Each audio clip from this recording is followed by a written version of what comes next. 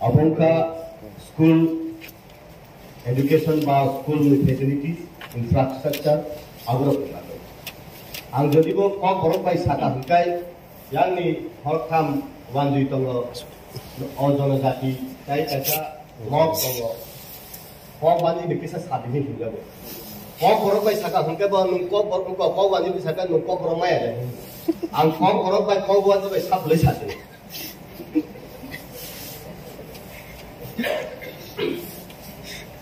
माननीय सदस्य honorable members, there is clearly mentioned the business in the council shall be transacted in the official language or language of the state, provided that presiding member may permit any member to address the council is in any other language. Sir, So we are allowed. Sir. এখানে বলা হয়েছে ADC স্কুলে toilet নেই, ছাদ নেই। বাবা, ADC স্কুলের এলাকা এডিসি প্রশাসনে দেখা দরকার, রাজ্য সরকারকে আঙ্গুল দেখাবে কেন? নাম্বার 1। নাম্বার 2, নন এডিসি এলাকা রাজ্য সরকারের দ্বারা পরিচালিত স্কুল যদি এইরকম বেকায়দায় থাকে, যদি এইরকম সুষ্ঠুভাবে না চলে, তখন রাজ্য সরকার দায়ী। এখন এডিসি এলাকার স্কুলগুলা কিভাবে ডেভেলপ করা যায় এইটাকে এডিসি নন এডিসি মিলে সবাই দেখা দরকার। কেননা এখানে বলা হয়েছে, মাননীয় সদস্য, আপনার অভিজ্ঞতা থাকা উচিত স্বশাসিত জেলা পরিষদ প্রশাসনের হাতে শিক্ষা দপ্তর কোন ক্লাস অবধি, নর্থ ধলাই, ঊনকোটি জেলা পরিষদ প্রশাসন উত্তর ত্রিপুরা এবং দলাই ত্রিপুরা, ঊনকোটি ত্রিপুরা, ওই সমস্ত জেলায় চীনের বেশি স্কুল পর্যন্ত পরিচালনা করার ক্ষমতা রয়েছে। পশ্চিম ত্রিপুরা সহ খোয়াই, সিপাহীজলা, গোমতী, দক্ষিণ ত্রিপুরা মাত্র জুনিয়র বেশি স্কুল পর্যন্ত। তা জানি স্যার, এই জন্য আমি এই রেফারেন্সে আসবো। নর্থ ধলাই, ঊনকোটি ওই তিনটা ডিস্ট্রিক্টে যে ক্লাস 8 পর্যন্ত চলে। আর আমি এই হাউস থেকে এইটাই বলতে চাই যে নর্থ ধলাই, ঊনকোটি এই তিনটা ডিস্ট্রিক্টে এডিসি অথরিটি ক্লাস 8 পর্যন্ত চালাতে পারবে, কিন্তু অন্য ডিস্ট্রিক্টে চালাতে পারবে না, এটাই প্রমাণ।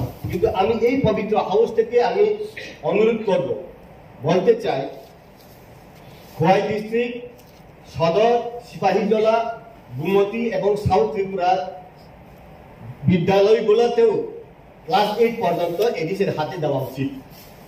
কারণ একটা ডিস্ট্রিক্টে তিনটা ডিস্ট্রিক্টে এডিসি ফিটেড ক্লাস 8 পর্যন্ত চালাতে পারবে, অন্য বাদ বাকি ডিস্ট্রিক্টে ক্লাস 8 পর্যন্ত এডিসি প্রশাসন চালাতে পারবে না। এরকম হওয়া উচিত না। আমি এই পবিত্র হাউসে এটা উত্থাপন করছি। কিন্তু এই ত্রিপুরা রাজ্যতে এখন ঘরে ঘরে সুশাসনকে যদি মাননীয় সদস্য বলেছেন, এটা আতঙ্ক যদি বলে, সবকা সাথ সবকা বিকাশ, সবকা প্রয়াস, সবকা বিশ্বাসের মাধ্যমে আমরা কি এখান থেকে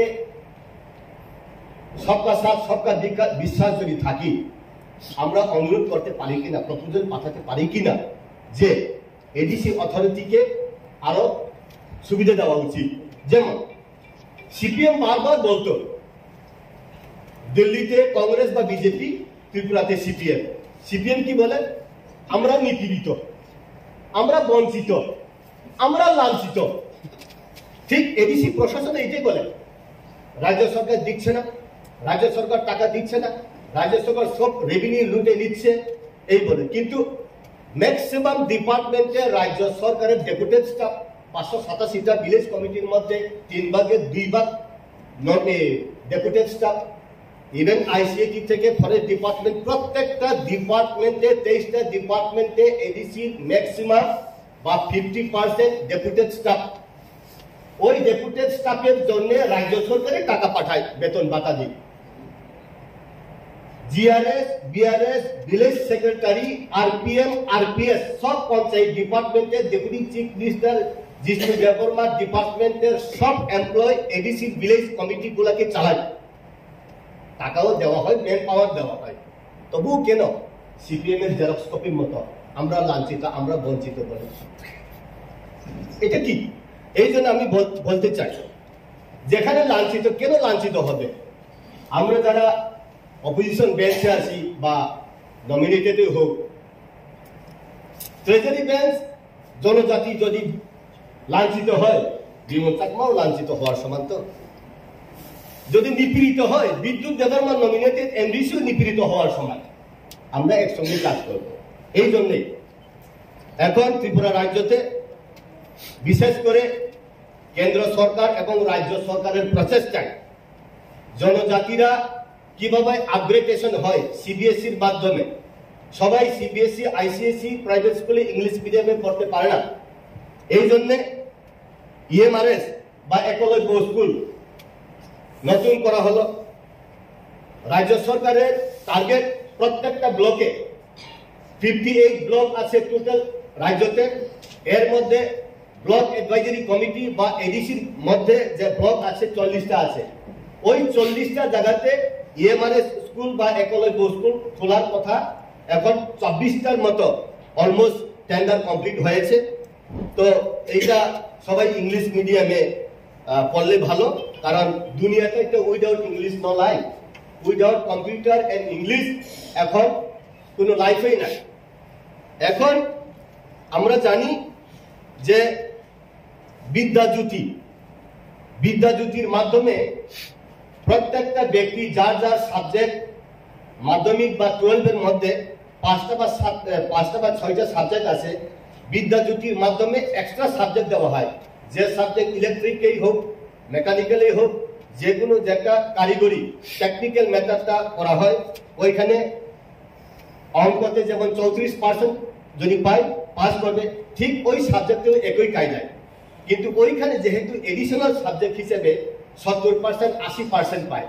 যে কোনো ব্যক্তি যদি একটা সাবজেক্টকে ফেল করে, ওই বিদ্যাজ্যোতির যেটা সাবজেক্ট একটা, ওই সাবজেক্ট দিয়ে সে পাস হিসেবে স্বীকৃতি পায়।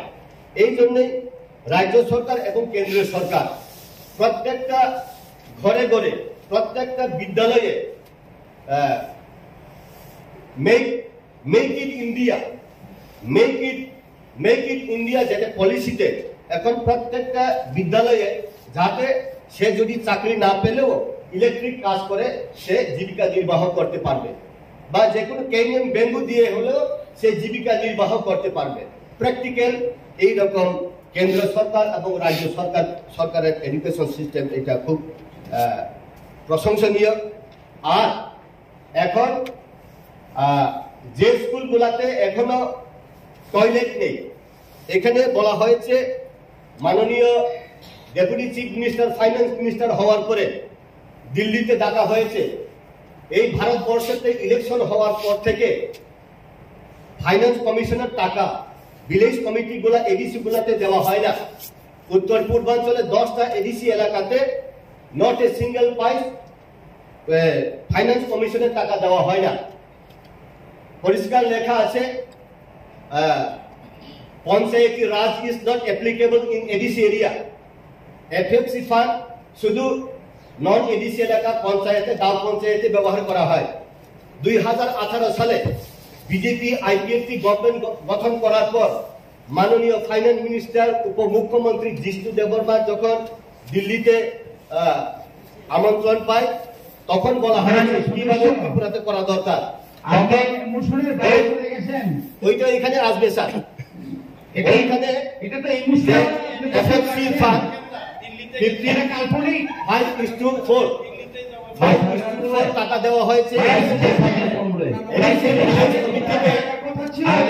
ভিলেজ কমিটিকে 5:4 টাকা দেওয়া হয়।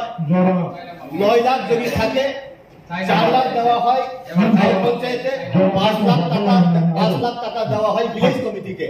ওই 5 লাখ টাকা দিয়ে, ওই ম্যাক্সিমাম টাকা দিয়ে আমরা কি এখানে যেহেতু টাইট এবং আনটাইট ফান্ড আছে স্যার, ওই টাইট এবং আনটাইট, আনটাইট মানে তো তোমার টাইট, আনটাইট মানে তো ফ্রি, ওই ফ্রি টাকা দিয়ে কি আমরা শৌচালয় করা যায় না? এই জন্য আমরা এই স্যানিটেশন মেটারেও আমরা দেখা যায়। ধন্যবাদ।